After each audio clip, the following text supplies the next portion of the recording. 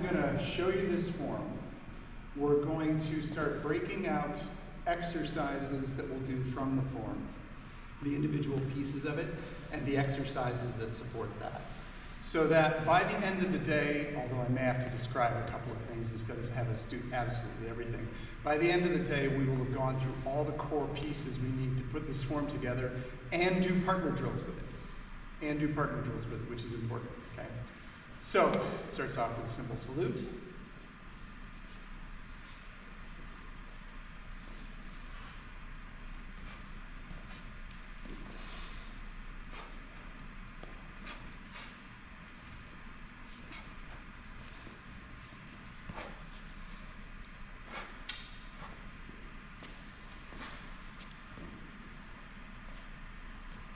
And it ends with a simple salute.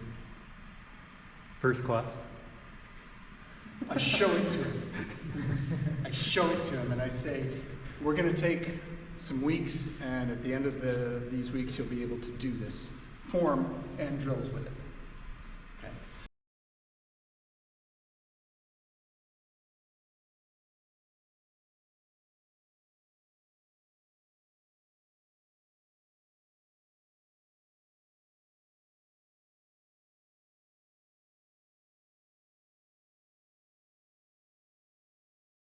Descrescimento.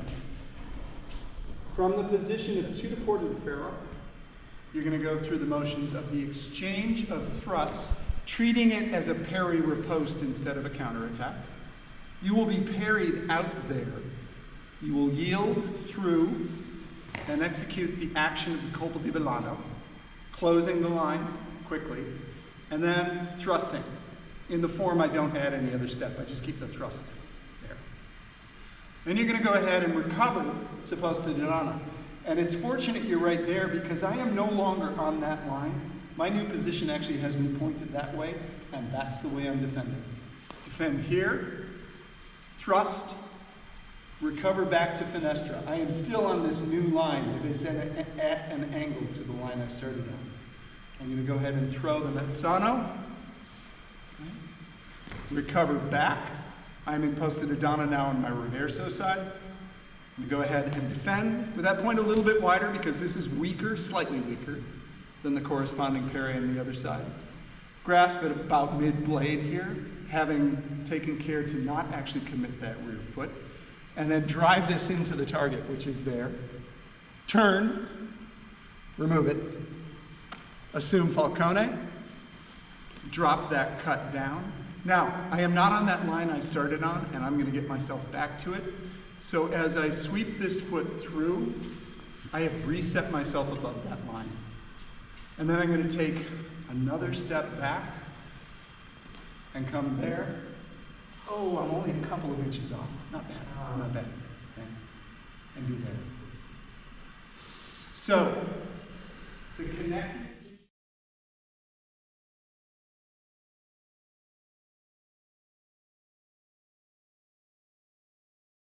was that as I was doing the exchange of thrust, and by the way, I deliberately do not have a sword in my hands at this moment. As soon as I put a sword in my hands, people don't look at my feet. Okay? So the sword is out so people see my feet. The footwork that I needed to do when I did the exchange of thrust was to come across the line with my defensive action and then forward with my offensive action. So my parry riposte, each of which has a foot movement attached to it. But what people were tending to do instead was to go long like that and end up in this position and then having to step, and it felt kind of odd or awkward depending on how long you might have gotten yourself there at that moment. Okay?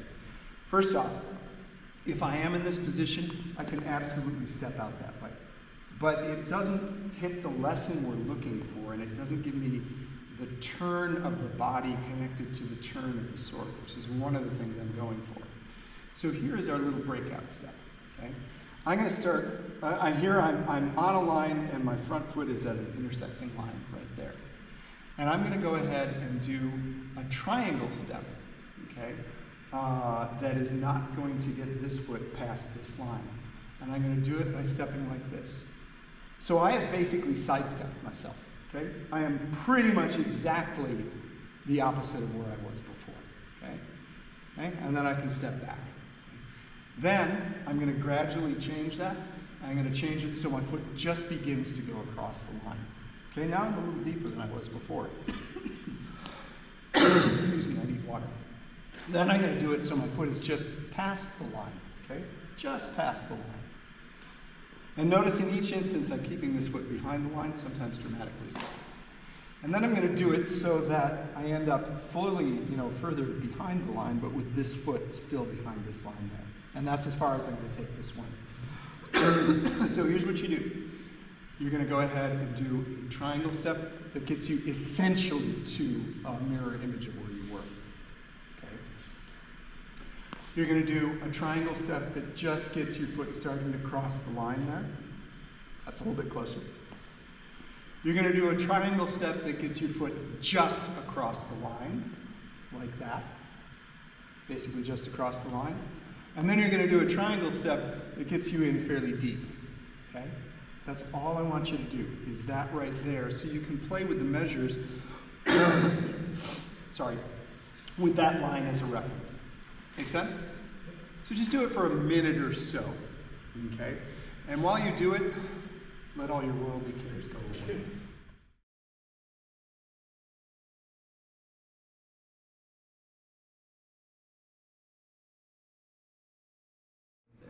The other one is extended, and again, we're looking at height, like a handshake height. Okay? So a little bit lower, right about here. Okay? Right around there, like a handshake height.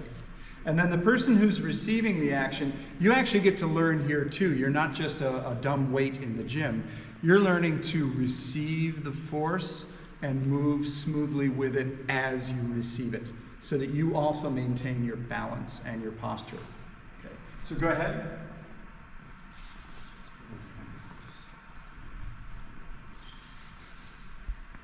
Now give them a little bit more resistance, not a ton, a little bit more, so that we can really see the hip engagement happening there. Yeah, there we go.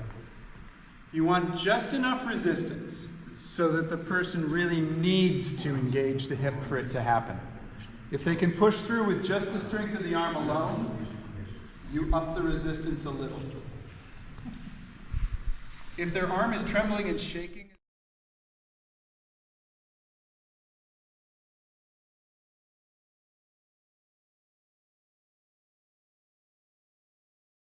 connected to that point on the floor that I'm standing above, and it just turns like this.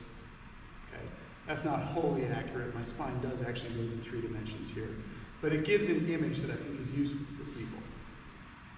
And I have them drop their weight just a little bit with each one, not so that they continually go low, but at the end of the movement, people will tend to just come up a little bit anyway. So that habit of just getting the weight dropped is useful and has lots of applications otherwise. Okay? Now, if you do this repeatedly, you will find your feet sliding apart on a modern floor, so you get to go ahead and correct. I usually have them do a handful, reset their stance, have them do a few more, like 6 or so. Okay? So the key parts of it are to get the hands moving, to get them coming through the center. Notice here I'm in the midpoint of the action, pretty symmetrical throughout, and I've actually got my elbows even together. This is to some extent an exaggeration, but if you think about some of the things that you need to do with your Armizare and in your dagger guards, where you have to sweep through the center and outside to prevent yourself getting stabbed, it's useful to train. Okay?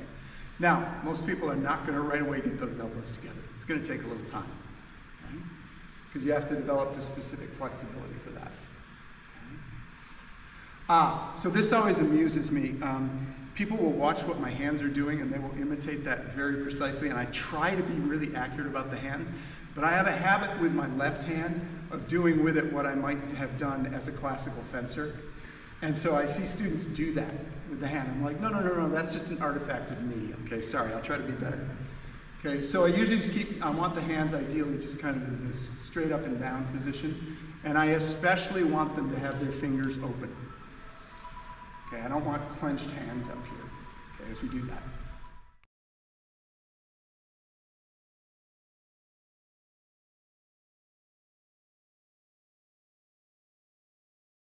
Use that in some fashion, like a standard elbow, for example.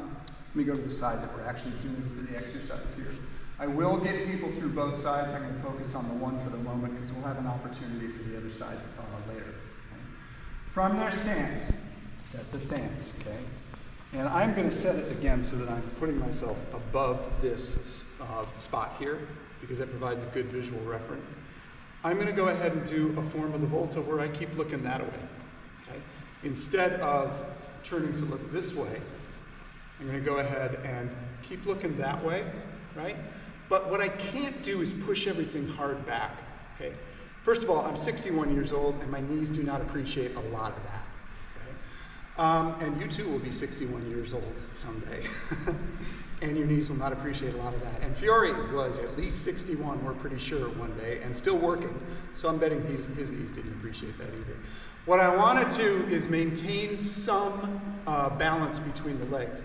This will take more weight, okay? But by leaving this a little bit bent, I actually have the whole leg engaged to support my weight instead of pressing my weight to the back.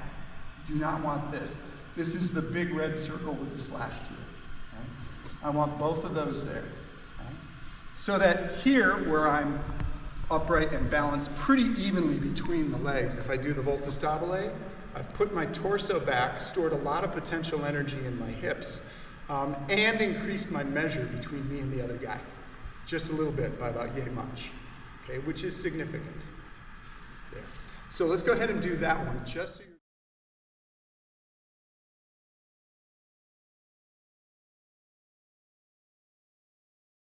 extends through, and you'll see that a lot. Always look at what the sword type is and hilt length is as you look at how the grips are going there. So we've got both hands on the sword here. Okay? Now the first exercise I'm going to do is a thrusting exercise.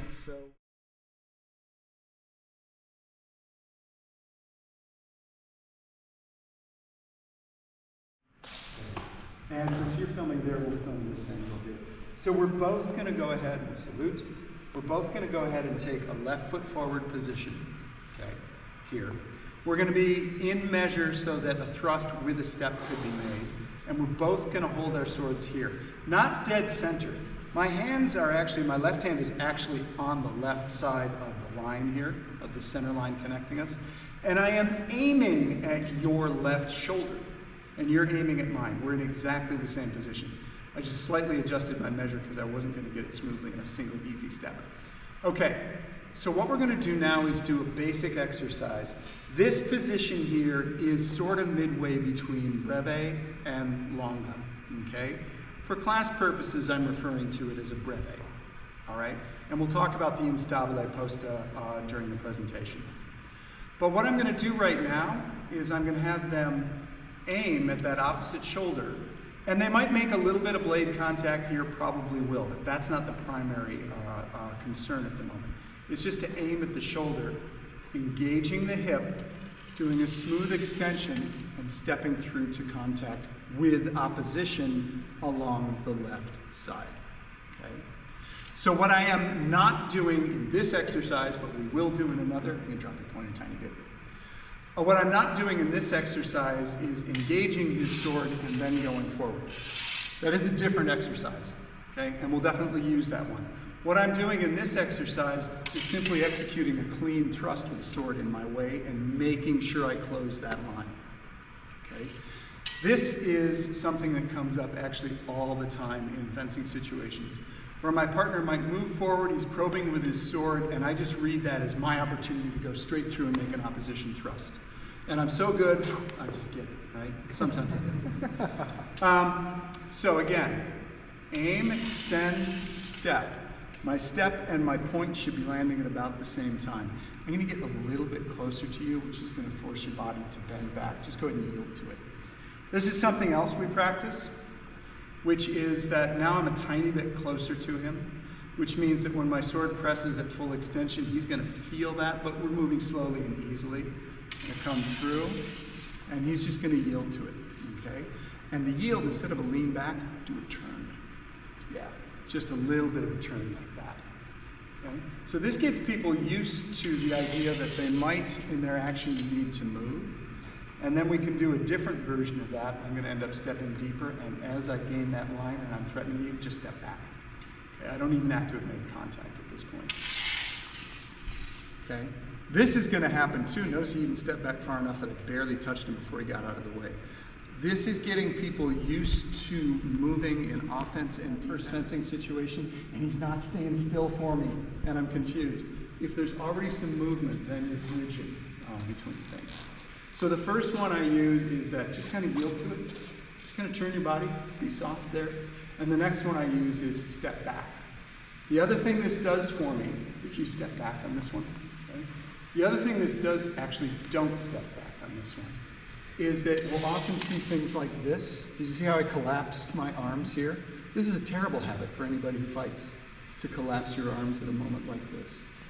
Okay?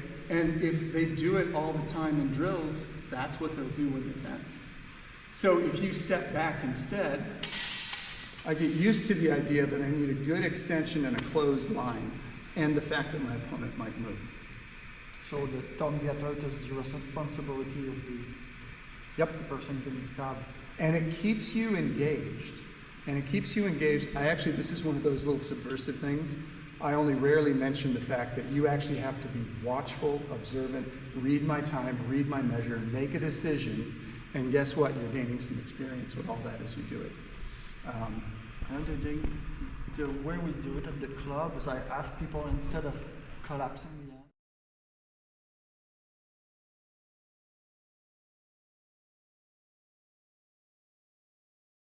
I'm going to very deliberately go ahead and bring the whole sword over strong against weak, okay? Now, first of all, look at the action we just did. One tempo. Look at what I'm doing right now. My first tempo is all about controlling the sword, and I don't even have an attack developed yet, okay? So I've already used the same amount of time just to take his sword as I did in making the thrust earlier. But it's going to have a place, and I want you to be patient with me, and you'll see where that place is. I want you to go ahead and come over here, extend and step through. End result is the same, but the path by which we got there is different, okay? So everybody do one set of these. Get that stronger to weaker engagement, extend and step through. And then we're going to go ahead and put these together. I'm going to give myself away a little bit here. We're going to do the scambiar de punta. Okay? We're going to do it two different ways, and we're going to add a parry into it. Okay? So that we have not just an attacker-defender drill, but an attacker, a defender, and then a counter that we're going to introduce. And this is something that I introduce early. This exact lesson will happen very early in a student's development. Okay? So everybody knows where we are. Same starting positions, except right now I'm coming across the line and stepping through. I should mention that to both these exercises, eventually I will add steps out and across the line to both of these right here when I'm coming through like that there. But initially I start them without that step across. Okay? And the step across is something that Fiore coaches at various points throughout the manuscript. But initially it's a lot to coordinate. Initially it's a bunch for somebody to do. Yes? So in terms of a beginner's class, are you coming back to this later on and introducing the footwork again, or? Yeah. So rather than doing it all, I understand why you don't want to make it too complex for beginners the first time through, but when do you get to the? Once people have command of all of these basic exercises in this group, then I'll introduce the step out. Okay. Because then that becomes the new element. So I learned the first exercise, that's one thing to keep straight. I learned the second exercise, that's another key thing to keep straight. I learned the variations on the opposite side, now I've got 4 things to keep straight. And then once I keep those straight pretty easily, that's when I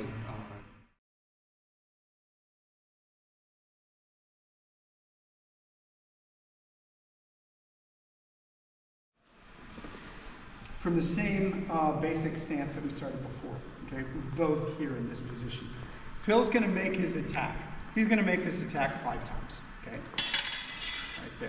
Yeah, I'm sorry, I should have been more specific. The first one we did, where you simply aim and come and gain the opposition, that's the one he's gonna make right there. And he's gonna come in and he's gonna make the strike 5 times. Go ahead. Make the 5. Okay. So once he's got those 5 in there, I'm gonna need to use what we did in the previous action, okay, and use it defensively, okay? So slow it down a little bit, okay? And this is where the precision comes into play. If I've got somebody aiming here already, then it is easier for me as a student to make the parry without making a big motion. Can you thrust it like dead center on my eyes instead? If he thrusts at my eyes, I've got to do something like that. Okay? If he keeps his thrust here and I'm starting in this position here, I can do that. And that's my goal here. You notice I threw the footstep in there. I'm going to subtract that for a moment. Okay? I'm just going to get that simple, easy parry. Extend, and then you're going to step back because I am going to step forward. Okay? In this drill, I have the person extend and step through. Okay? So he makes his 5 attacks. And then I'll just keep it at 5 for this round here. I'm going to make this thrust and repose to. Coming through. Okay? Now, I'm going to read his tempo and everything. I can keep up with you pretty much however fast you go, but keep it smooth and steady. I want the students to not have to be challenged by somebody else's speed. I want everything to be smooth. And I also want people to move smoothly so they can concentrate and think about and analyze their own motions to whatever extent they're able to do it. But the faster somebody moves, particularly in something they're not familiar with, the less they understand what's going on with their bodies. The slower they move, the better they can think about it. Okay? So he comes in, and there's my action right there. Okay? How many of you noticed a slight change in what I've needed to do here? It's very slight. There's a up, down that wasn't there. Yeah, because I'm reading where his weak is and what I want, and I just have to make that little raise and lower there. That also gets me in the end to a little bit better overbind. Now, I could do this the way Phil's coming across. I could parry just straight across, but I'm actually not getting quite as good a parry as I would want. Okay? So if I raise up just that little bit, oh, look at that. That is beautiful. Okay, I'm able to get it in there a little bit better. So I'm learning to track their weak with my strong and get to it. So let's go ahead and do this exercise. Have your partner attack. I said 5, but you know something? Get a couple in, maybe 3, and then do 5 or 6 of the parry and then switch. Okay? And then we may do another rotation of that from there, or we may advance the exercise a little bit more. But we've got 15 minutes, and I want to keep a little bit on track. Questions first. Okay, let's go ahead and build a little sweat equity in this. I'm going to have you do it, and I'm going to try to refrain from interrupting or making observations. Okay, let's go ahead.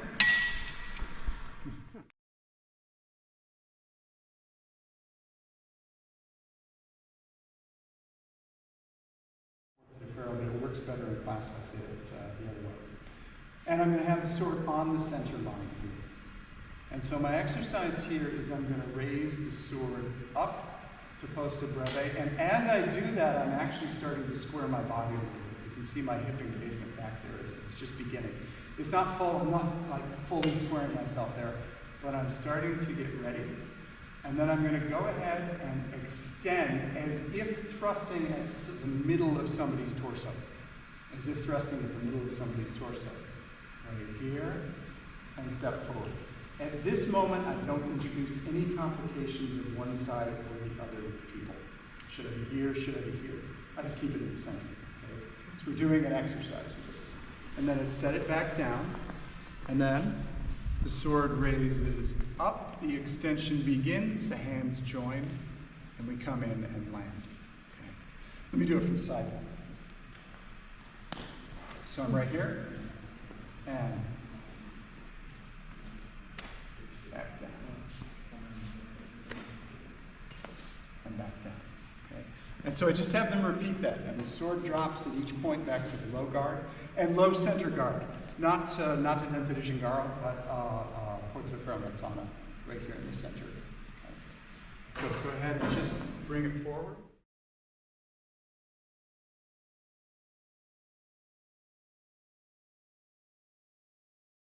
So the last drill we did started in these positions here. And it started with one person executing an attack. Yep, and go ahead and step all the way through and make the attack. Yeah. Your measure, stepping through. There we go. So reset, and we'll start again. Started right here, in comes the attack. Boom. Okay? And then the next person, as that attack was coming in, did a parry and a thrust. Okay? Based on that, we're now going to do scambiar de punta. There are two ways we can do it. Okay? And I'm going to show you those two ways and talk briefly about why. I'm actually going to start out here in Tu de Porta de Ferro. I'm going to have you start in Porta de Ferro Mezzana. And do you remember, excuse me, when we did that thrust in the morning, where coming through? I'm going to have you do that, but I'm also going to have you add the additional aspect of some opposition on this side so you're closing the line. And I'm going to direct you to target me here. Okay. And I want the target to be specific because it affects the execution of the parry. If you thrust up here, I can parry it, that's not a problem, but it's going to be different than this one. So go ahead and get your measure. You can make the contact, yeah. There we go. Again, yeah, and start in Mezzana. There we go. Because partly I'm linking it to drills that we have already done and that they will have already done. And partly I want people to have a visual difference between who's attacking and who's defending. Okay? So he comes in, he's got his measure right there. You can make no contact. And then as that comes through, method one is to parry it and then extend through for the riposte. Okay? It really is the same thing we just did, except there's a broader sweep coming in. Particulars. I want you to go super slow. Okay? Is that I need to come up and then down on his blade. I need an overbite. I am cutting a tiny little fendente into this blade, and I'm incorporating the step outward as I do so. Okay? And then I'm going to go ahead and make that extension and step through. Okay? Prioritizing the extension of the hands. I'm going to engage the body quickly, but the hands start. They lead. So from Tu de Porta de Ferro, right through. Okay? Stepping offline, dominating the blade, making that cutting action from this pulsativa guard, which cuts very well, making that cutting action down onto his blade and then thrusting through from there. Okay? That's method one. Method two, I don't want you to step forward super fast. I want you to be kind of slow. Is I'm just going. You notice I pulled the bow a little bit too. Okay? Now, the difference between these two methods is a tactical one. Okay? If I see him coming forward and I see the action forming and I am in a position to respond quickly and immediately, I can do that last one. I can make a counterattack, an action in a single motion. Okay? Arguably, and I will actually argue it both ways, arguably this is what Fiore intends with the scambiar de punta. But it can also be done in a purely defensive, I'm not totally ready, so I'm defending, making sure of that before I go forward. Or rather, you have the initiative and I don't, okay? If I am able to counterattack somebody successfully, it's because they thought they had the initiative and they really didn't, okay? But if they really do have the initiative, that counterattack is going to be extremely hard to pull off. And I'm much more likely to execute a pure defensive followed by another offensive action. So here's what I want you to do in the drill. Your partner's going to get their measure with the thrust. Keep that thrust fairly low. I really want the thrust down here because that controls the quality of the parry. Okay? Once that's happened, you're going to do 5 of these. 1 and 2. Okay? Parry and riposte. Okay? And once that's done, okay, you're going to do 5 of these. 1. Okay? Now, be kind to your partner. That was a little bit more than I wanted it to be. I pulled quickly, but I didn't want it to be quite that much. We could either throw on jackets or we could just go a little bit smooth, easy, and light. What's important here is the concept of the time, of the tempo involved. This one is a 1, 2. Okay? Not my best example. It's also a little bit broad, but we'll leave it. And this one is 1. I'm going straight to target with opposition, and I am not ensuring my defense first.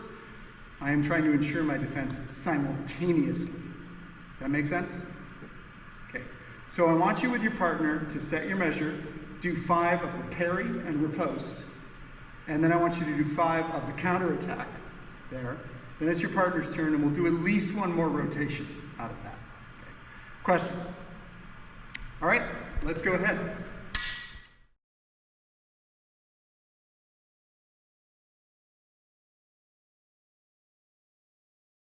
Thrust out. And that's what I want to do in a partner drill. So we need a couple things to make that happen. What's going to be necessary, so when I do my exchange of thrust, the other person's going to end up having to parry. We've already done a drill for that, and we've even done the pretty specific parry that's going to happen in this action. Okay. What we haven't done, although we talked about it a little bit, is we haven't looked at how to cut a fendente or do the colpo di volano. Now, I don't want to spend a ton of your time on how to cut with a sword, but I want to show you the mechanics that I work with. Let me get an aid here to help me out, a tool to help me out. I want to show you the mechanics that I work with and why I choose to work with them, and talk about how the management supports it. And I just need this handy for a moment of demonstration. All right. So, in order to throw a in order to execute the colpo di volano, the big wheeling cut, Molinello in later Italian terminology, and I believe it's actually Molinette in French. Yeah. I'm going to need to know how to throw a basic fendente. So I'm going to document for you, and you just keep the camera rolling, the process through which I teach people. Not necessarily the whole order of things, but the elements that go into it. One of the things that I do, and I'm just going to face you for a moment, is I get people thinking about where the rotational center of the sword is if I move it with two hands. And you'll notice that it's basically a giant lever with a rotation point out here somewhere. Okay? A sword is a lever, it just is. And then I get them translating that into how does it happen from up here. I start them in an approximation of a posta di donna. And this is put together so that people can more easily do the action with fewer things to think about, okay? Like where their body is and how their hips engage. I start, also walk around to the front of me for a moment here. I start them in a posta di donna. I want you to notice that my hands are angled across the center line here, as defined by that line right there. So my hands are already starting to move in a direction that I need. And then I have them pull. And that is pretty much from this, with some support here, shoulder action. I have not extended my arms. Okay? I have done this right here. Okay? I have pulled such that my hilt has come low and my point is up there. Okay? Now you might want to go side again. Either side will do. And then, from here, I extend. But I don't raise my arms up to extend. I pull to here, and then I extend out. And it's a differential extension. My right is extending more than my left, okay? And as I incorporate the body mechanics, that will become more easy and more obvious to do. But I have found that getting people to do this motion right here as a practice piece, pull down, extend out, is really helpful to understanding the process. It repeats on this side. Mechanically, it feels a little bit different because the left arm is just not as strong in this pull, okay? But it's the same idea right here, where I pull down and extend out, okay? And I'll add the body movements into it, but I want to make one point. We know what a catapult is, so did medieval people, okay? I'm catapulting the end of my blade forward. The business end that's going to do the cutting is being accelerated to its maximum potential under these circumstances. Does that make sense? Okay, so that's one of the things. Some supporting evidence for this is where the hands tend to be in any illustration that shows the swords crossing. They tend not to be at shoulder level, they tend to be lower. Now, we'll go ahead and put the posta into it. So here's how I'm going to do the action from the posta. I'm now no longer square. My body's angled as it is in a forward posta di donna like this. And if I simply pull my arms and add no mechanics, there's my sword pointing off that way, even though I need it to go that way. Okay? Now I do a little bit of steering with my arms, but in fact mostly it's happening because I turn my body, which of course adds more impetus into the action. I'm adding more force into the action there. So I'm getting even more acceleration of my catapult here, okay? So then I have people practice this, so they can get to that position, and then I have them practice this and turn it into an extension, okay? Partly I'd like them to stay balanced at this moment and not throw their weight forward, okay? And then from there, having done each of those steps, we just go ahead and put it all together. And I come out here to post the longa initially. And then I start teaching the full follow-through, which is, I'll do it a little bit slowly so you can, no, I'll do it more quickly and then I'll do it more slowly, which is a cut that goes all the way through. Okay? I'll do that more slowly. Here's the development of that cut. Everything we've just been doing. And then as I hit this point, I want you to take particular note of what my arms do not do and what they do. What they do not do is this, because that's me turning all the potential energy or all the energy I've got going into a linear action instead of an action that continues the arc of the cut and follows through. The way that my sword gets to the ground is that and this is in me still in the air partway through, this is my freeze frame right here, is I let it drop from the shoulders, right here. And I am actually going, excuse me, going to a mezzana porta di ferro, not a dente di Sherbrooke, okay? But here. Because the path of the cuts is teeth to knee. And if I cut that tight path, I will end up in a mezzana porta di ferro with my point narrow and on line, as opposed to my point wide in dente di Sherbrooke. Okay? And I could go to boar's tooth, it would be okay. It's not a problem per se. But for the mechanics, I want to follow that teeth to knee angle that he gives us so specifically. Because if you think about it, as that attack is coming in, there's a sword interposed between you, the defender, and whatever you're going to do the whole time, or between me, the attacker, and the defender the whole time. And then you asked about mezzani earlier. This is one of the reasons why mezzani as an opening blow can be risky, because you got a whole lot of open line here you can just hit as I come through. Okay? All right, so I'd like everybody to do just the following. On your dominant hand side, I want you to do this pull 5 times, followed by an extension 5 times. Then I want you to take the full guard, and I want you to do this smoothly 5 times.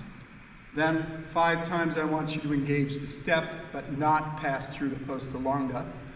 And then 5 times I want you to engage the step and let everything settle through. Notice my weight settles at that moment too on both legs. Okay? So that'll be, I think, 25 if I've counted correctly there, which is an amazing compression of what I do with people in the classroom, but I just want you to walk through it, and then we're going to take this a little bit further. All right, go ahead.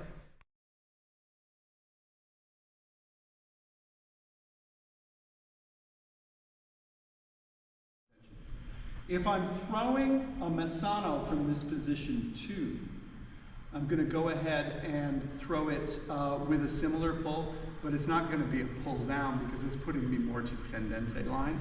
It's going to be a pull across, so that again, I've got as much of this sword as possible between me and the other person. Okay. Now, a mezzano can theoretically hit any target, but you would be stupid to do it as an opening blow against somebody's knee. If they are so disordered that you can hit them with a mezzano in the knee on an opening blow, you probably just should have thrusted them because they wouldn't have picked up on that one either. Okay? But when you're doing this action as a base instructional piece, as a foundational piece, it's that pull across, same hip turn, and then as I move through, I've got this weapon across the line. My hands are on my left. And I've got as much of that as possible in between me and the other person as I can. I don't have as much as if it was a fendente, which covers more effectively. But I've still got something in there, okay? Also, the targets for this tend to be high, shoulders, head, shoulders, head. And we have a couple of specific things. Okay, so let's do that solo just a handful of times because it's just a review of the fendente mechanics, except down to the side. Then we're going to put it into finestra. Do that solo for a couple of minutes. And then we're going to put that into a partner drill where we have an attack, a defense using finestra, and then a response using this cut there. Make sense? Okay, let's go ahead.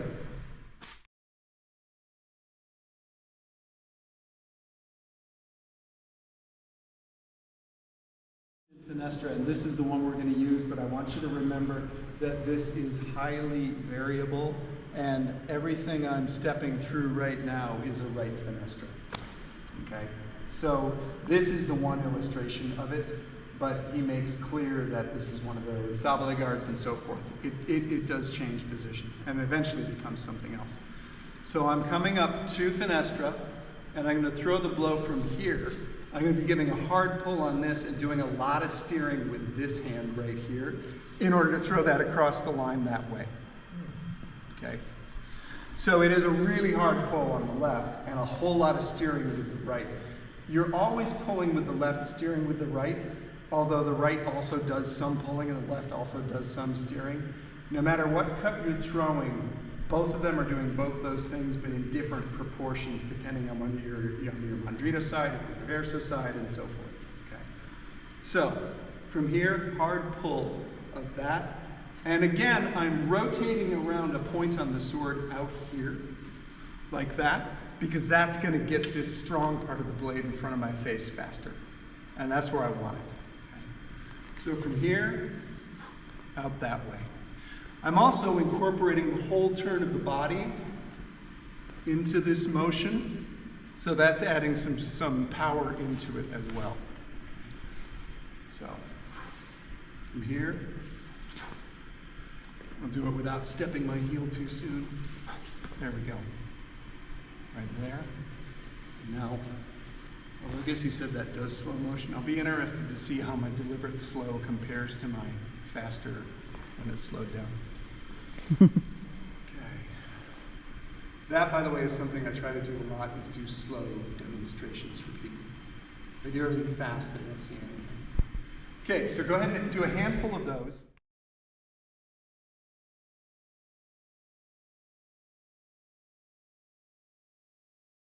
Here.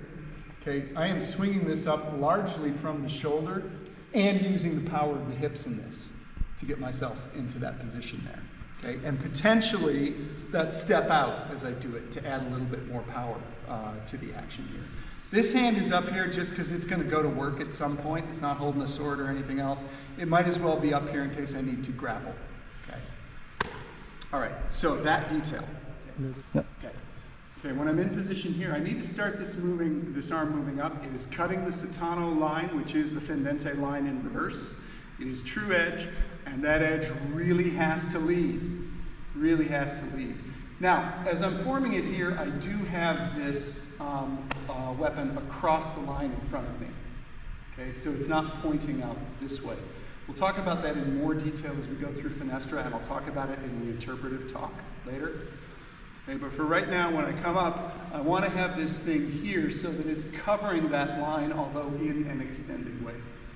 Out here, I am not extending my elbow. When I come up here, my elbow is, maybe a touch above shoulder level, but not much. Not much. My shoulder is down. Okay, I'm not punching my shoulder into the action at all. And this is angled up and a little bit forward, but not so far forward that I'm extended. Because right here, I'm probably receiving the cut on my knuckles instead of my blade, and I don't want that. I'm back here. Okay? So from here to there. So just practice that a few times.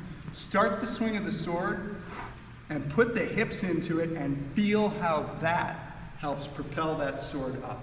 Your hand starts it, okay? But your hips drive it.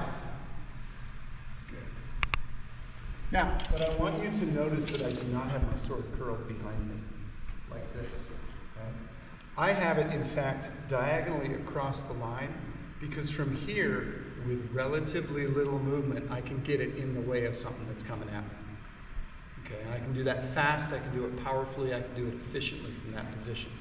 The more I crank this back here, I can probably get more potential energy out of that position than the position I'm using, but at the cost of a tremendous amount of time, which I do not have because somebody's throwing a blow at me.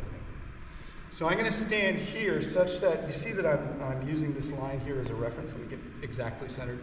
I'm going to stand here such that my sword is actually partially across that line already, that center line that represents the connection between me, in this case the camera, but the camera is the opponent's view right now. And then as I come up and across here, I've got that line covered.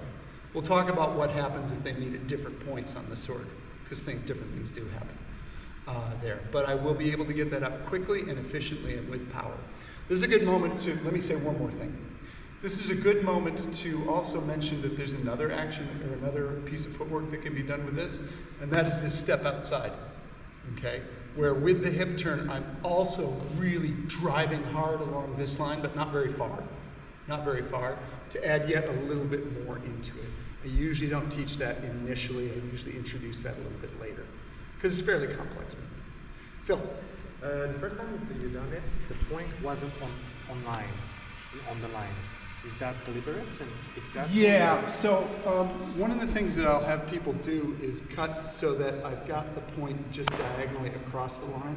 If you look at my body here, like this, it's sort of just covering that full space. Because I don't want to leave a gap. Let me do it in post, okay?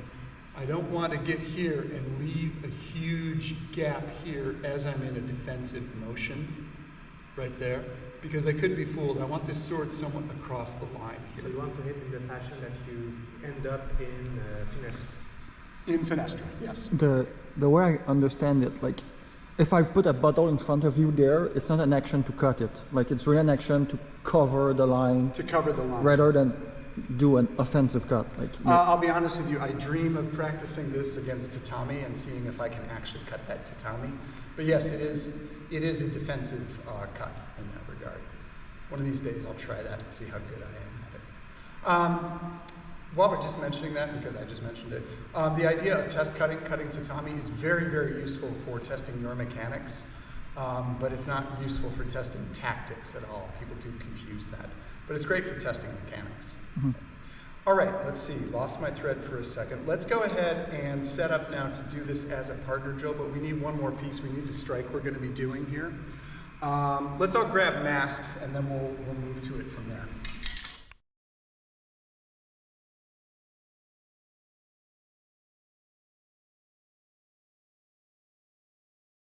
Mandrito fendente, single-handed. So you're going to start here in posta di donna. You're going to pull that sword down to catapult that end out. Throw that blow and you're going to follow through. You face it this way. You start right here. I'm pulling down, engaging the hip, extending out, and stepping through.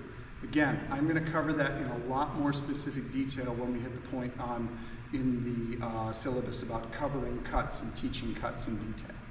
For right now, I'm just going to leave it at that. Is that okay? Okay. So here's the blow. Starting from here, pull down, engage the hip, extend through. Notice that my hand does not go up high to shoulder height. It doesn't do this. That's a no-no. Okay. These are all no-nos. I'm going to hold my hand up to indicate no-no. Okay. It doesn't do this. Okay. It cuts through. Sorry, hand down now. It cuts through with my hand relatively low, so the strong of my blade is here in the center line, and this is going to end up, the weak of the blade is going to end up corresponding to the target I want to strike. Okay? And it'll end up being a cut rather than a thrust. When people do this kind of thing, they're actually turning all that potential cleaving energy into thrusting energy, right there. And it's perfectly possible to throw a thrust out of posta di donna, but not all of them are thrusts we need to cut too. Does that make sense? Okay. So we'll set up his partners here. You already have a mask on, so you're ready. So what I'd like people to do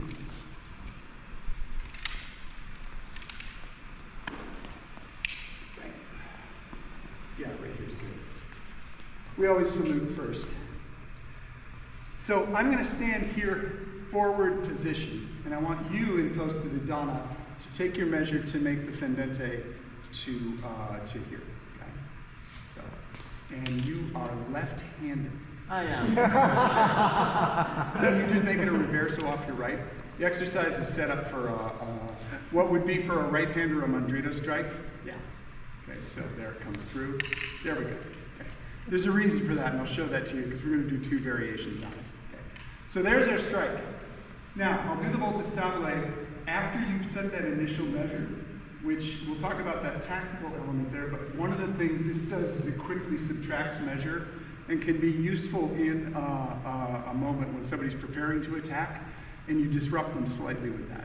You've also thrown yourself into a primarily defensive position, but you've disrupted their read of measure. So anyway, you're going to go ahead and make your strike. And people will probably end up trying to reach for it. That's just fine. Okay, there. And then as that strike comes through, go ahead.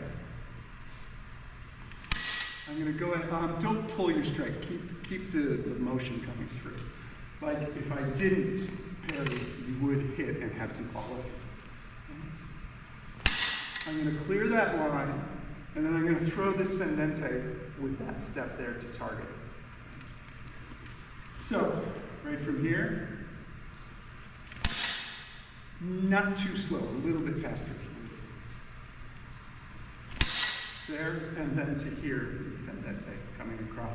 This is one target that's possible. There are other targets that I could take. I could decide to strike the arm, for example. But for a base drill, this is usually what I do. Cut right across the body line like that. So the partner's job, can we reverse this and I'll throw the blow? Okay. And I can be, yeah, there we go. I can be left-handed too. So from here, let me take my measure on this one. So stand with your forward position. Right there. As he subtracts himself from the equation, that ends up making me a little bit far away, but I throw the blow anyway, probably trying to reach for it a little bit. And then we have this situation, and you can just follow through with the cut. Or the thrust, but right now, I would turn that cut right here and step diagonally that way. There we go, as you come through. So the cut will end up doing a certain amount of suppression as it covers the line. Yes? I have to ask, not related to the exercise. The band. Is Oh, it for the it's a guard. or the teacher-student thing? We use them as rank emblems in the school, and there's different ones for each level. Okay. Yeah. So I can talk about that a little bit later. But yeah, this is mine right here. It was made for me by the initial ones were made for us by a friend who no longer makes them. So we have a different one. So this is one of the originals. Sorry, sidetracked there for a second. So what I want to do is have the strike coming through smoothly and easily with follow through. Let me get back to doing that. And by with follow through, I mean this. Okay, so when you defend, it's going to end up feeling a little bit weird. Okay, I mean that. You see how I kind of just stopped it dead before you really even hit my blade? Because I was already anticipating his action, and I was just kind of quitting the drill at that point. All the drills are going to work better if I think in terms of I am making a strike that has a little bit of commitment to it, i.e. I would have hit the target had he done nothing at all. Okay? And then that puts him in the position, and if you go ahead and make the cut from there, of being able to go ahead and make that cut. Everybody see that? Okay, thank you. John? Oh, sorry, another thing we end up doing is that right there. So I'm in the habit. Yes? So tactical considerations, I've cut up and then I've done fendante. I'm leaving center line a little open. You are Versus, cutting, with his sword wide, you are cutting hard across the line and suppressing him at the body. He could also strike his arm, or he could have struck my arm. You probably saw that target was available. but why am I choosing mandrito rather than reverso? And having Oh, full because having come up to this position here, the mechanics of throwing that reverso are kind of awkward. I have a wholly open line here, and this mechanic is going to generate a better strike and more power. Although I could direct it at the arm if I wanted to, his sword arm if I wanted to. Okay. But that is one potential. I noticed that you wanted to do the thrust. Why am I not doing the thrust? Thrusts are easy to set aside, and he's already got a free hand because we've decided it's a one-handed situation. So if somebody makes a thrust at me, I can actually bat it out of the way with my hand, easily. Can't do that with a cut, so a cut's a really nice option here. We'll explore the thrusting option after we do this one though, because there's a context in which it makes more sense. Okay. All right, let's go.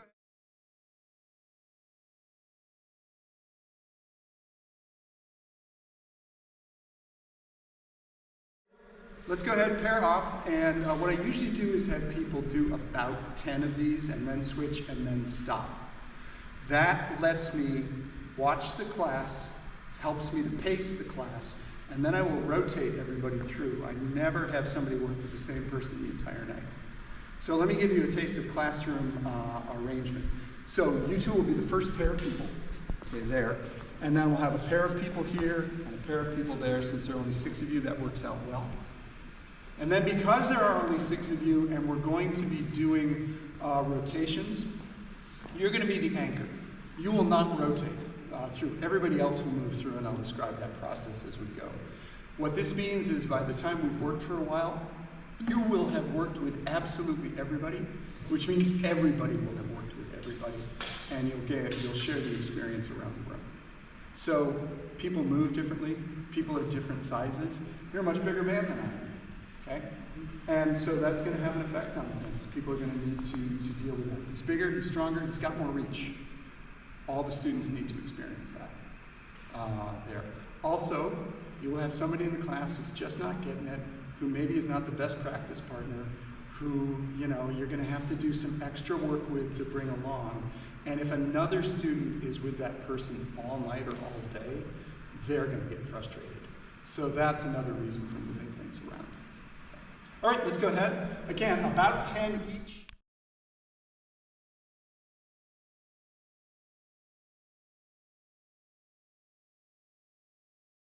As he's doing that, I'm going to just take a moment each time to look at what my starting position is.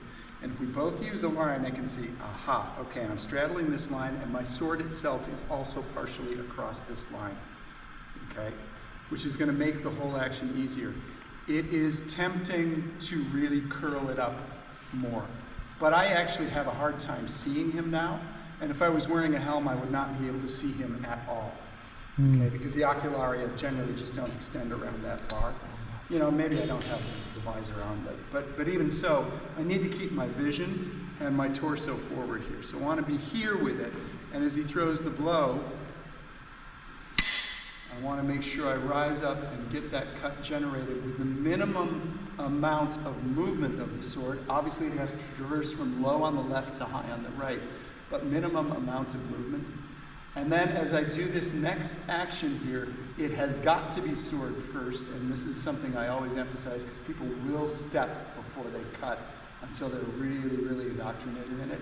I'm going to go ahead and turn my hand through low here and drive that cut there.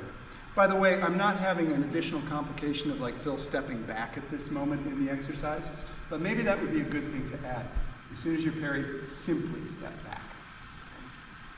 Coming through here, and he's moving out of the way, and I'm pursuing him at this moment. Okay, pursuing him at this moment. My step's a little bit diagonally out this way. Okay, as I step across that line, okay, getting that strike. Everybody see that? One more rotation, and then we're going to change it to a reverso strike, just so you see that and can see the point action in that.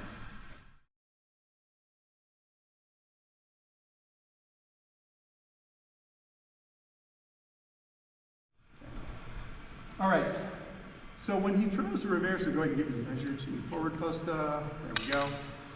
And here, when he throws a reverso, up here, I tend not to shed his sword or move it aside. This tends to be a position in which I'm going to end up delivering a thrust. It also tends to be a position in which my hand is going to do more work. At the moment, what I'm going to do is get both these hands coming forward. I'm going to catch him up here for the thrust, and I'm going to aim this hand at his sword hand.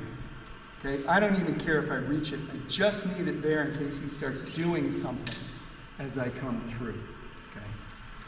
So off this side, there's going to be a tendency for the swords to collect and stay together. Off the other side, there's going to be a tendency for the swords to separate. Okay? That said, be aware that all things can happen at all times. So again, my partner throws his blow, I catch it up here, and I move out for that thrust right there, okay? All I'm doing with this is suppressing his hand. I don't really care about anything else at this moment, because I've also got his sword up here, and I just need to prevent movement of his sword. Okay? Does that make sense? So, person on that side, for this drill, be very cooperative about letting it stay there, but it will probably stay there pretty well on its own. So again, you've gone ahead, you've collected that sword up there, and you're going to come through. And I am wielding this arm here at this moment. Feel free to step back, actually. Okay. So, comes in. Here, he's stepping back, and I'm pursuing. Okay, at this moment. You notice how I lost his sword in the cross up there? It's another reason why I've got my hand out here. Okay, right there. Everybody see that one? Let's just do a few of those just to complete that picture, and then we'll move on. Grido fendente.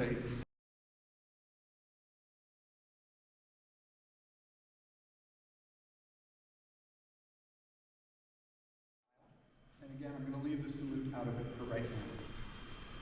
So you're going to drop back to Codlunga, sword in one hand. This is not the name of the manuscript. At IAS, we've just adopted that because we need something. Okay? We're going to go ahead and make that defensive cut with the volta stabile, fendente, descrescimento, tituda porta del ferro, scambiar de punta, cop de volano, to posta di donna. From posta di donna, we're going to execute a defensive fendente, which I did not go into much depth today. Okay? Across the line, but it is the position you take when you're doing that exchange. You're getting your blade the same place, different path. Thrust. Finestra. From finestra. Mezzana. Posta di donna, reverso side. Okay? Again, fendente for defense. Half sword. Step in. Turn the knife in the wound. Out with Falcone. Back down. Now, as you step back from here to Tuta Porta del Ferro, reorient yourself to your original facing. Okay? And then step back again. There we go. And here we are. Oh my God. I'm so close. How nice. All right. No, seriously.